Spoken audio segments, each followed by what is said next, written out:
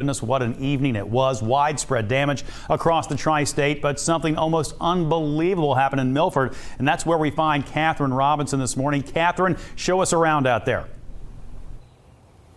Bob, that's exactly how I was going to describe it. Unbelievable damage here in Day Heights. When you first drive into this neighborhood, you see trees down left and right, but it's nothing like this. This massive tree uprooted, falling from one neighbor's yard into the other, into their daughter's bedroom. Thankfully, everyone is okay from both of these families, but just in this yard, you look and see the extent of all of the damage here from this.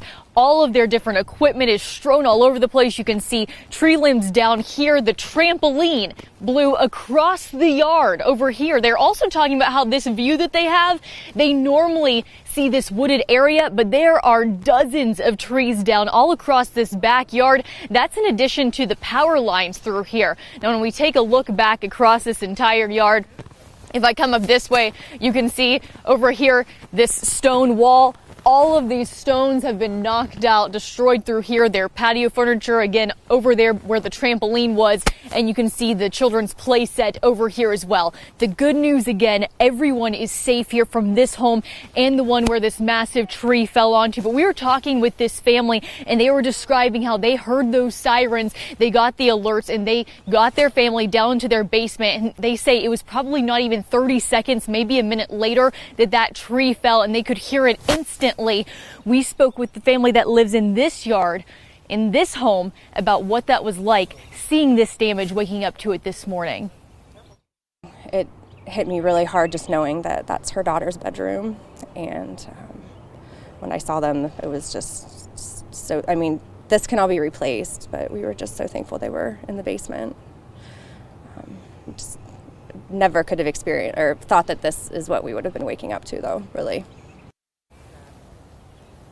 No one in this neighborhood thought this is what they would be waking up to this morning. Again, that bedroom, the bedroom of their 16-year-old daughter across the way here. And we spoke with them as well. They opened up their front door of their home for us, and we could look up and see, you can see up into the sky from where that tree fell in their home. Lots of damage, lots for everyone to deal with. And they say that it also gave them perspective for everything that is happening right now in the midst of this pandemic, that everyone is safe.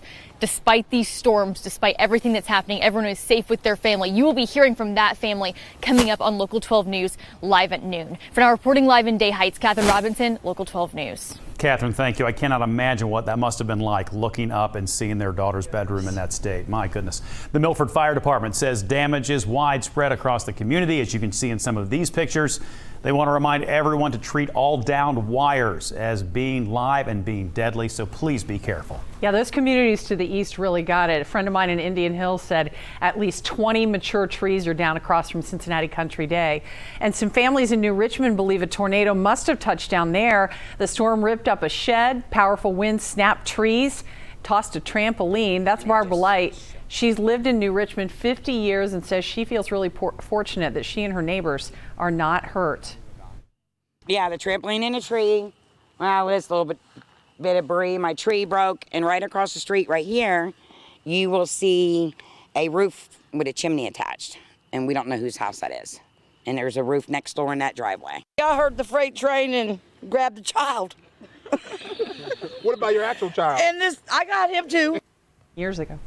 All of those families tell Local 12 News they heard what sounded like a freight train during the worst of the storm. John, wasn't it April 9th, the tornado 21 years ago? Yes. That's what I thought. In fact, it was, yeah. The damage from last night's severe storms is widespread here in the tri-state. Now, Clancy Burke joins us now. She's in Mount Healthy. And tell us what you're seeing there, Clancy. Hey, John, when I first made it into Mount Healthy this morning, I thought it was a pretty big deal that I was seeing large branches like this one everywhere. And then I drove onto Harrison Avenue. Take a look at that, a massive tree that has toppled over onto someone's home. Not to mention, a transformer is now sitting on his roof. The utility power pole and the power line, they're both down as well. I mean, those winds last night were so powerful. And when I speak with all of the neighbors in the area, they all say the same thing. It was extremely loud last night, but they had no idea the damage was this bad. I mean, it wasn't until this morning that they walked outside that they saw all of this. And right now the cleanup is underway. They're just trying to make it a safe area again, because if you are driving throughout the area, throughout Mount Healthy, it's dangerous. I mean, I was just talking to my video journalist, Adam Robbins, and we both accidentally drove over a power line, or almost did. Luckily, it was not on, it was not active, but at the same time, you really just have to be so careful, especially those power lines really do blend in with the street. So if you are making your way throughout the area, be so careful throughout Mount Healthy. For now, though, we'll send it back to you in the studio. All right, Clancy, thank you so much for that. Now, moving to severe storm damage in northern Kentucky. Take a look at this. A group of Good Samaritans cleaned debris off the road overnight on Route 42 near Wilson Road in Gallatin County. A large tree was blocking the road, so they got to work with their chainsaws.